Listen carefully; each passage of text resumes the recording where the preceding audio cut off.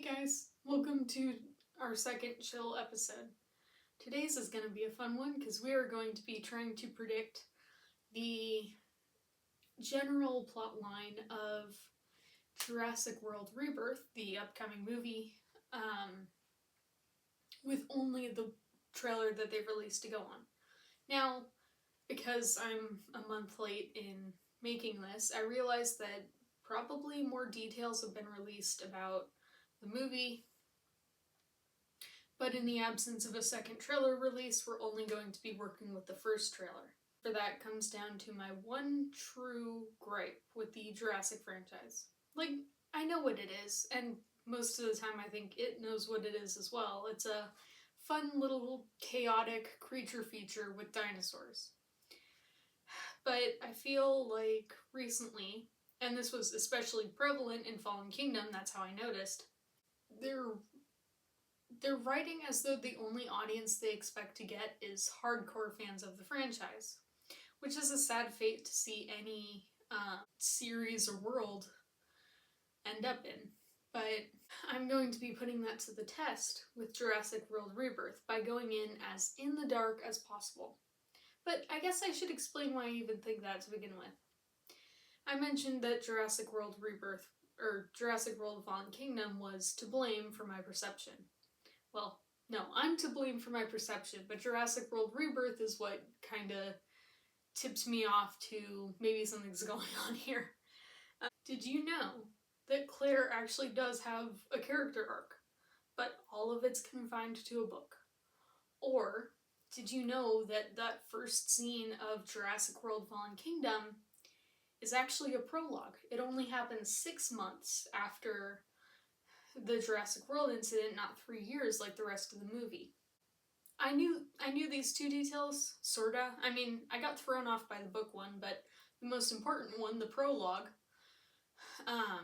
I knew that because I'd been reading bits and pieces of the script that were getting released on the wiki.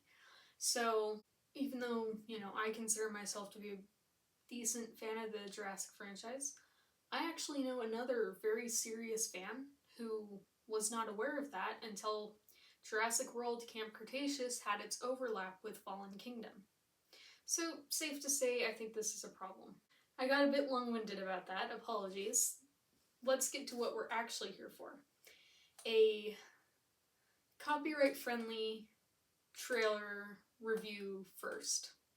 I'm going to be a bit more vague on the details when I'm going over the trailer here, and only really calling out details I think are important.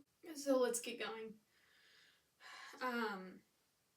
We start off with a new dinosaur exhibit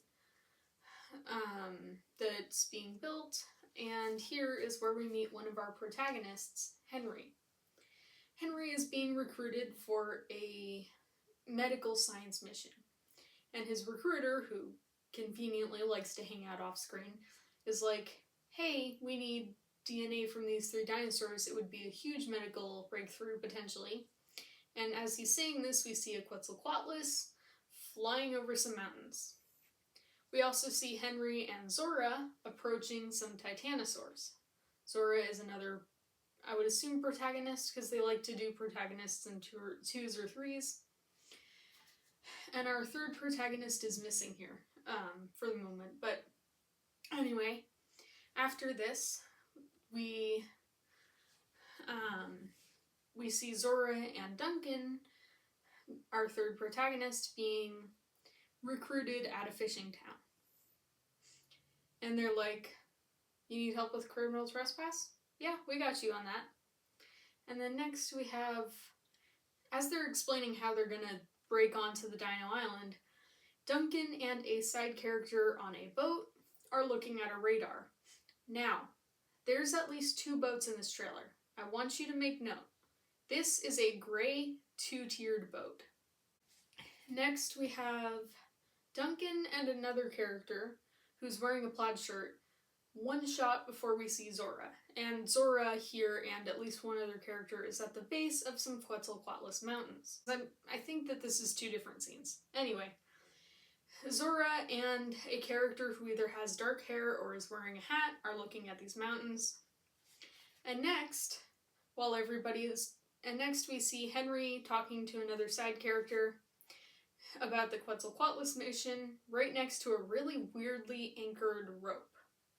Now, we'll get to that. Anyway, so we see someone, I would assume Zora, rappelling off the Quetzalcoatlus cliff, and I think it's Zora because we go back to Henry talking to this side character and we see the anchor pull tight on the rock behind them.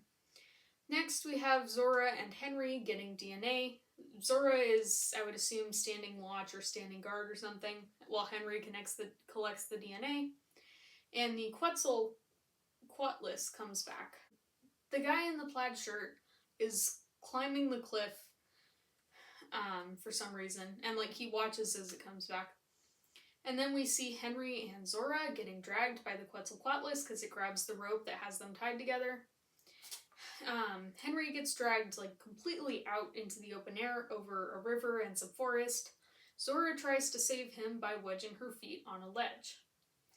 Next, we see a dock at night with a gate, and the island seems to have power because there's a little spinny thing attached to the gate in the background. And the characters are all heading to the dock with a briefcase. And next we see some sort of raptor scene. So, early 20s looking character is talking to Henry, and he's like asking about raptors, and Henry's like, yep, that's what we're looking at, as a raptor puts its claws down behind a table. We get a scene where they're all at the dock again, and a new dinosaur shows up at the dock. I will be dubbing this the Kaijusaurus, but I will at least mention that it's being marketed as a mutant Rex. Anyway, we see somebody in a Jeep drive through a gate, and then we see some of our side characters and maybe a couple of the main ones. It's dark, so it's hard to tell. And they're running in some, what looks like subway tunnels, and there's a flashlight that's either chasing them or running with them. But although it's hard to tell because it's a short scene, the flashlight's not bobbing as much as you'd expect it to from someone who's running. Next, we see a character that's hunting in a claustrophobic area that looks like it's connected to those tunnels that they were running through at night. We see a Dilophosaurus hunting one of the side characters in a river, and then we get it might be here, I might have misordered this. There is a scene where Duncan is in a river right in front of the Kaijusaurus, and he's lighting up a flare, trying to get it away from his friends. And then we have a Dilo hunting a side character in a river, like I mentioned. Then we have a we have a scene where there's a couple characters wearing hazmat suits. One is inside, one is outside of what we can only assume is the Kaijusaurus's containment pen. And the one is, very freaked out to be up close and personal with this dinosaur. Next, we have what looks to be the father of the child that's on this island in this movie. And he's getting dragged along by a river and almost gets chomped by a Rex. Then we have a sort of longer scene where it's a Mosa and Spinosaurus team up, hunting an orange boat. Now, I don't want to make assumptions here, or I don't want to go doom and gloom and assume the worst, but I will point out that Duncan is missing, and the early 20s character who asked about the raptors is also missing in this scene. But then we know that the plaid shirt character is still alive, and he's wearing what looks to be Duncan's hat. The dad and daughter duo survive. The lady who almost got eaten by a Dilo is on this boat. And the dude who was talking to Henry about the Quetzalcoatlus mission is also on the boat. And then we see the Mosasaurus breach next to it. So, with all of our evidence stacked up, I think it's safe to say that Jurassic World Rebirth will have a beginning that closely mimics the Stranger Things Season 3 opening. Okay, joking, but we're actually gonna try to be more straightforward or streamlined with this. So we'll break stuff down into pieces, and then we'll go over like a proper timeline. So starting off immediately, I just want to point out the fact that Zora and Duncan are recruited before Henry. Probably not important, just a fun detail. Although I might be wrong about the character who recruits them, because I did mention that, oh, he likes to hang out in the background, but he was actually visible for part of the Zora and Duncan scene. And then I guess let's start off by figuring out what these three dinos are. Like, obviously, it's the Quetzalcoatlus and the Titanosaurus. They made a big deal of those guys in the trailer. But what about this last dino? Because, I mean, frankly, the mutant Rex rivals a Spinosaurus in size, so it could be a Mosa, it could be the Spinosaurus, it could be the mutant Rex. But I think we can rule out the Mosa. I don't really see a reason for it to get a bunch of extra special spotlight. Also because, from what we see of the original Mosa, the Mosasaurus in the Jurassic World franchise is a migratory species. So I really see no reason for them to be fussing over getting the DNA from this individual that, as far as they know, might not even be at the island. And then, I think we can rule the D-Rex out as the third DNA they were supposed to be getting. One, because their mission is mainly revolving around getting DNA from eggs. And, I mean, I'm hoping we don't have a repeat of the Scorpius Rex here. I think that the Kaijusaurus will be one of a kind. And so we can rule that out. This means Spinosaurus is our last candidate. I guess we can speculate a little bit about the Kaijusaurus. It really does seem like the characters have no idea what they're looking at when they first spot it, or when they spot it in the trailer on the docks. So I think we can safely say that none of our side characters or main characters are that duo in the hazmat suits. Although I will say I got misled by the trailer on that for the first time, because it's overlaid, it's got a voiceover of Zora shouting Duncan's name, as though she's worried about his safety or something. This means that we're going to be dealing with some extra characters. Like, sure, we have the main characters and we have the side characters, but then there's going to be some extra enemies here. Probably enemies. I mean, looks like they're getting up to shady stuff. Anyway, but the reason I kind of want to talk about Kaijusaurus is that I don't think that she's almost 30 years old. Now, the trailer wants us to think that, obviously, because they're like, oh, these are the dinos left behind from the days of the original park. But I just don't see a Rex getting that wrong. Now, like, I don't see how you could get the traits that we see from Kaijusaurus out of theropod DNA, no matter how broken up and fragmented. So what I'm theorizing is that it's actually going to be a hybrid, just not in the conventional sense. Generally, what we've seen from hybrids is that it's a Raptor-Rex mix. Or that one Sino-Spino for some reason, but what we see is that hybrids are usually a cocktail of dinosaurs. I'm thinking Kaijusaurus might be a hybrid of some severely fragmented Rex DNA and a bunch of Earth animals, like modern day animals. We've really only seen the front of this thing, but it has arms that it's either walking on some sort of knuckles, or it has legs like an elephant or a sauropod. It's a little hard to tell from what we get to see of it in the trailer. So I'm not going to speculate about that, but the thing that stood out to me the instant I saw this thing was, first of all, the fact that its mouth looks like the Indominus Rex, and second of all, the fact that its head is very, like, bulb-y for some reason. And I know I just said I don't think this thing is an amalgamation of dinosaurs. I don't.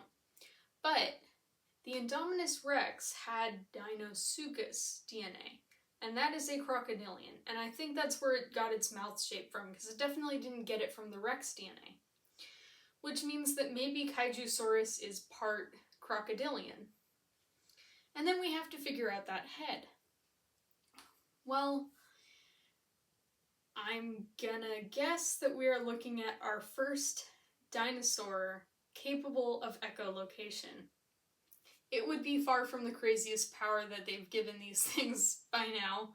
I mean, invisibility, venomous spines. We've seen some weird stuff. So, even though it sounds a little bit like fan fiction on its own, comparing it to things like the Indominus or Scorpius Rex, I do think there's a solid chance that echolocation could be given to a dino in the franchise. Now, I think echolocation, because its head instantly reminds me of a beluga. And from what I read on NOAA's website, that sort of floppy front part of their head is, it's used for their sound type of stuff. Point being, I think that Kaijusaurus has beluga DNA. I want to speculate about the progression of this movie, because we've seen two types of lighting progression that the Jurassic franchise loves to use. And one, which we see in Camp Cretaceous, at least season 3. Anyway, we see it in Camp Cretaceous, we see it in Jurassic World Fallen Kingdom, and finally Dominion. This lighting would be the progressionally darker lighting. So you start during broad daylight, and you progress towards darkness as you get closer toward the climax. The climax happens in darkness, and if it gets light again, it's because it's the resolution. However, Jurassic Park did not do that. Jurassic Park had a, it started out bright and sunny, and then basically from the rising action onwards, you had dark and stormy lighting, and then the climax happened during the day. And then obviously the resolution happened during the day too.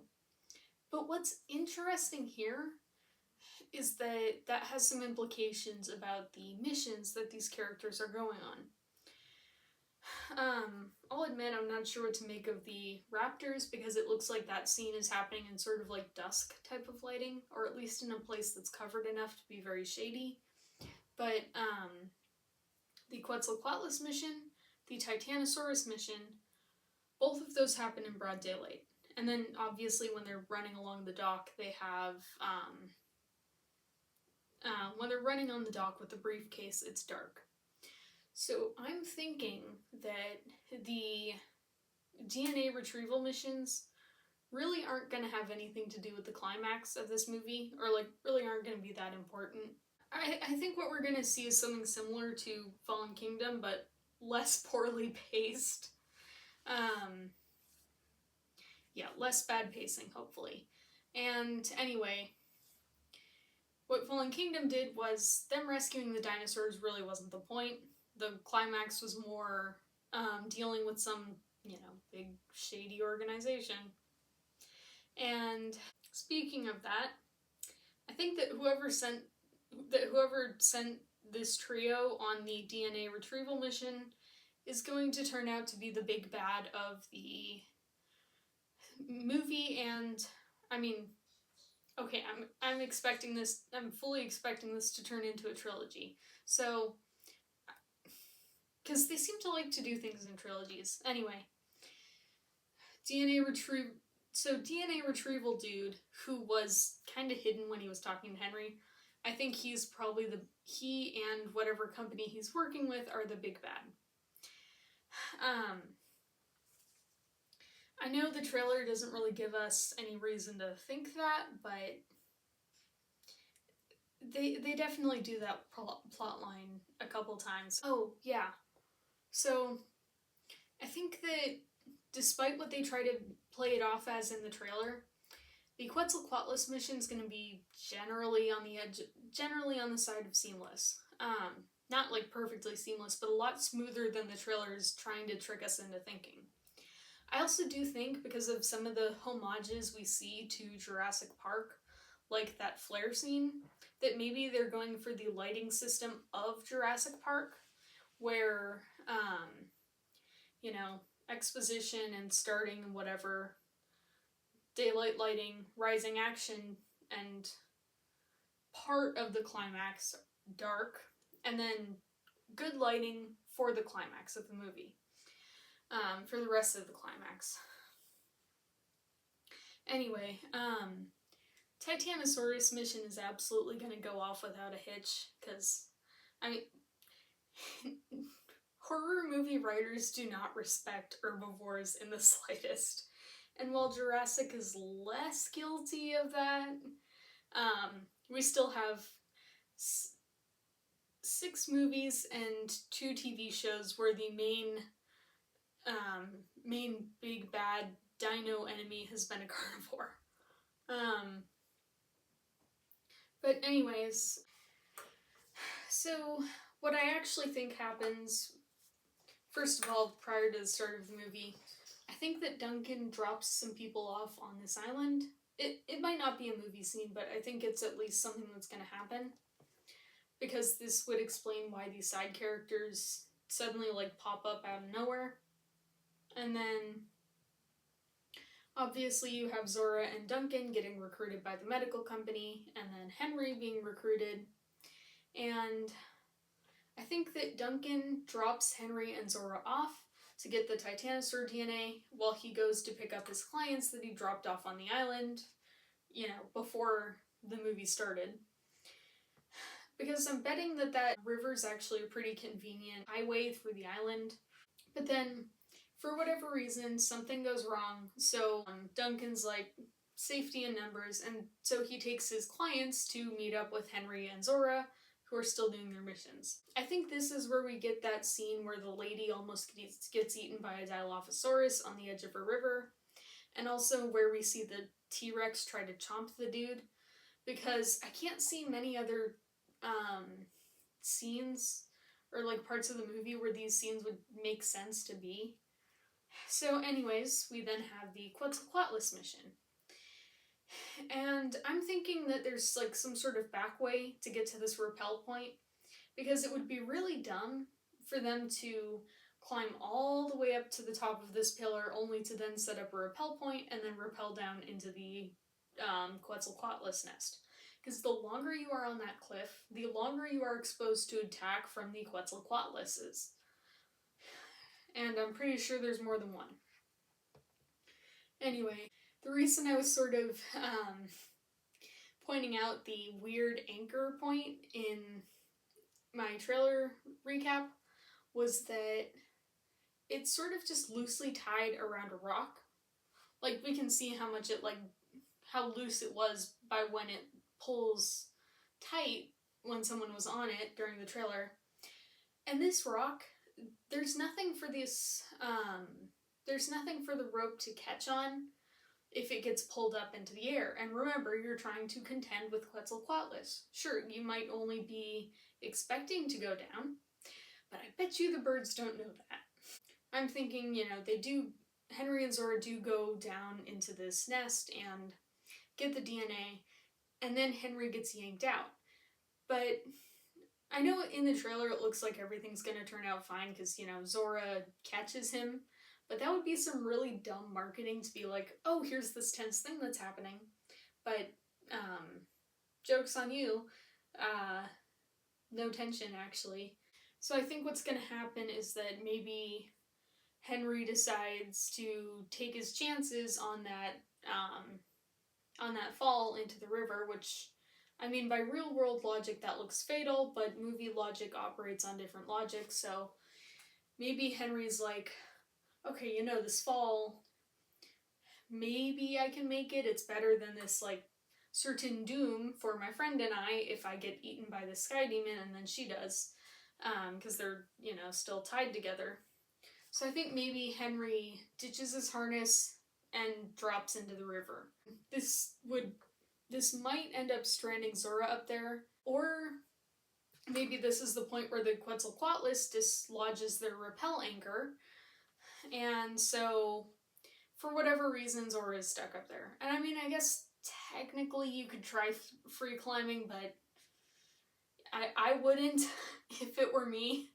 So I think this is why we see the guy in the plaid shirt who's up on the cliff, seemingly putting anchor points in.